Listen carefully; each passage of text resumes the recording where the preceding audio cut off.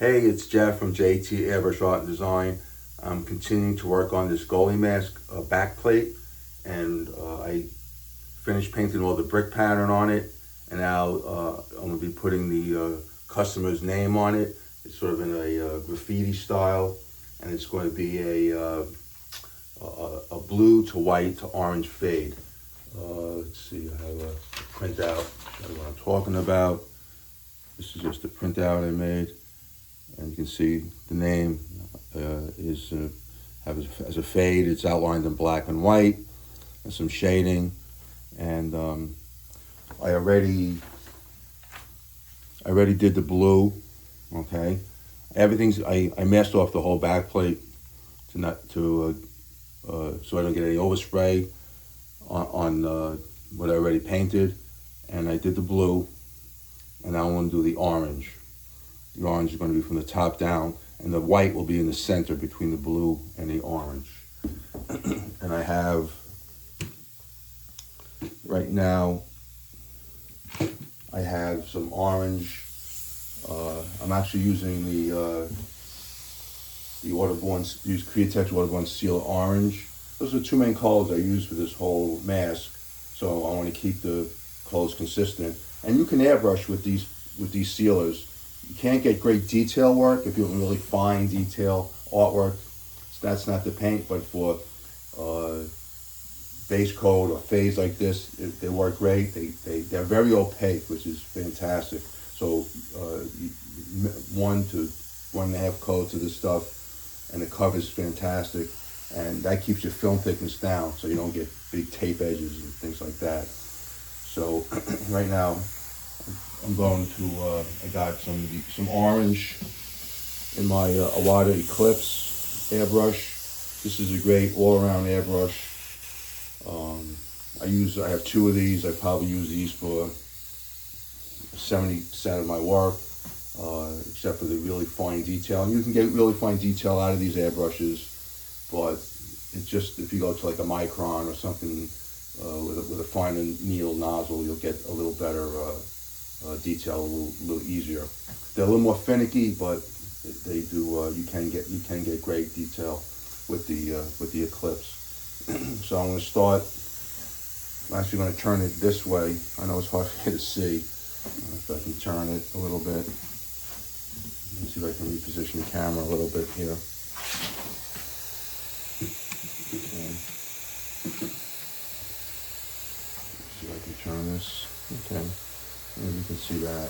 And I'm just going to fade from the bottom towards, just go real light, starting at the bottom, do a nice fade. Just going to hit the bottom of the top, so I have it upside down. I'm trying to preserve that white center in the middle. I'm trying to avoid actually painting white in the center.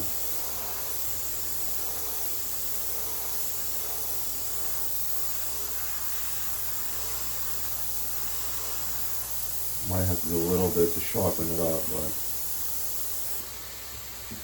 trying to get a nice gradual fade. Okay, I have this.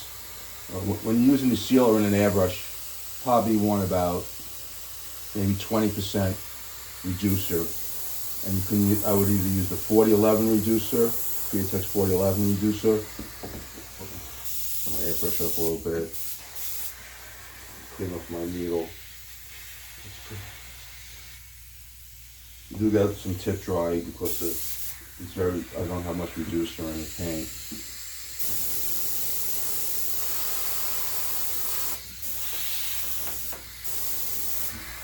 So you can see that.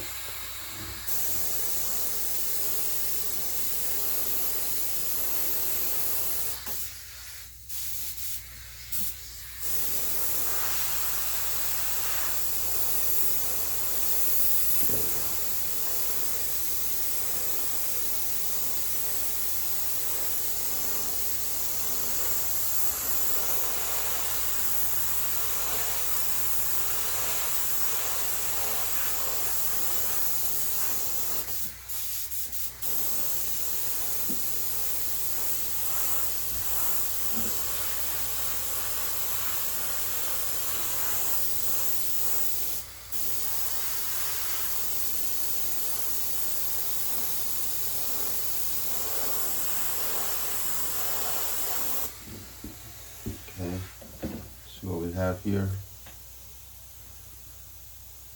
Okay, get a nice blue to white to orange fade.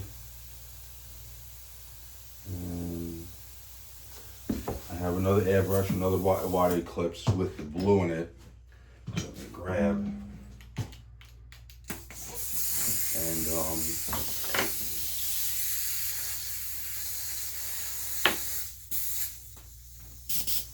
I'm gonna just add a little bit more blue on the bottom.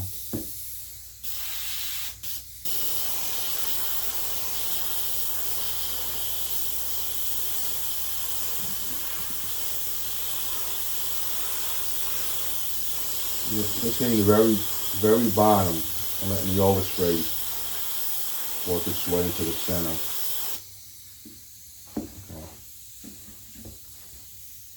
That looks good.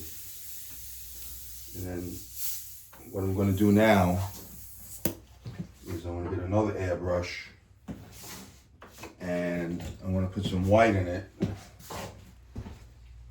And I'll just use my micron and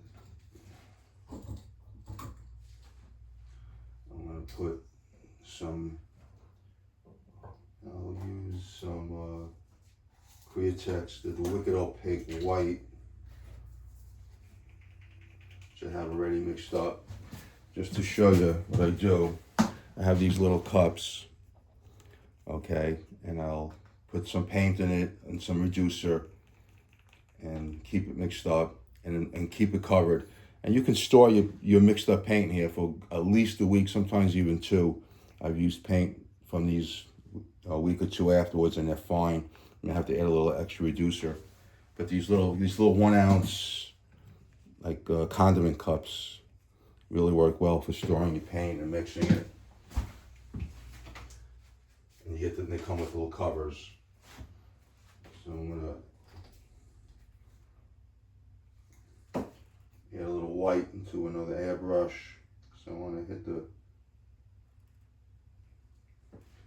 to hit the center with some white.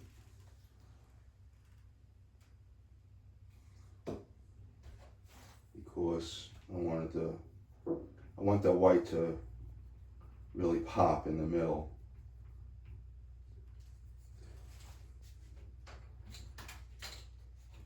Okay.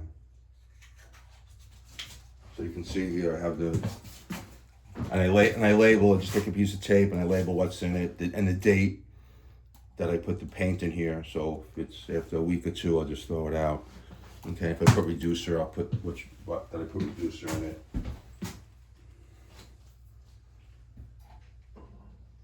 You never want to take paint that's been reduced and put it back in the bottle that it came from.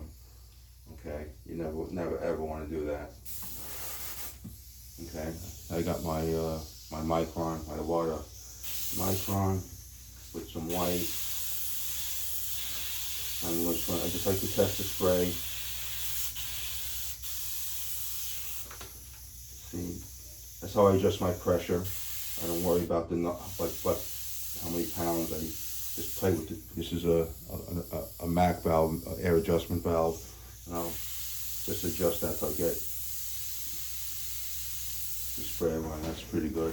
And I'm just going to go down, right down the middle of this with the white, just to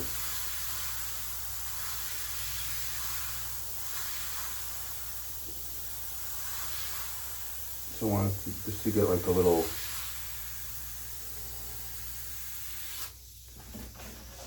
more of a glow almost on the white, like a sharper glow. And you'll see what I mean once I finish.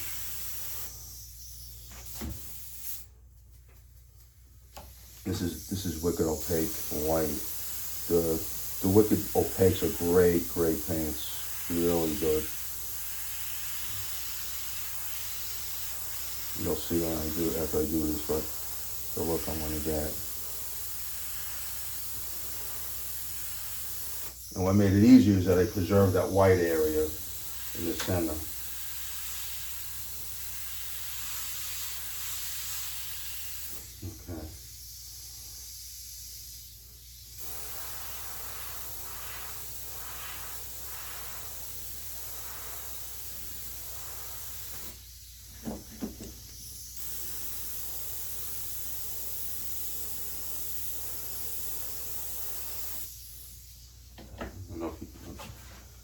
you can see I have a nice, kind of more of a sharp line of white in the center. Just gives it a better look for this style of lettering. And I'm not going to take the tape off. What I have to do next is I have another cutting vinyl of the letters. I'm going to put them back, the letters back, and then it gets a black border. The white is already there. I have to put the black in. So I have to put the letters back, and then I'll do the black. All right, and hopefully I'll get to that in the next video. Thanks for watching, and if you have any questions, please leave in the comments. If you like the video, please leave a comment. If there's anything you want me to cover, if there's anything you need me to cover that you'd like to see me cover, please make a comment in the video. I'd appreciate it. Thanks for watching.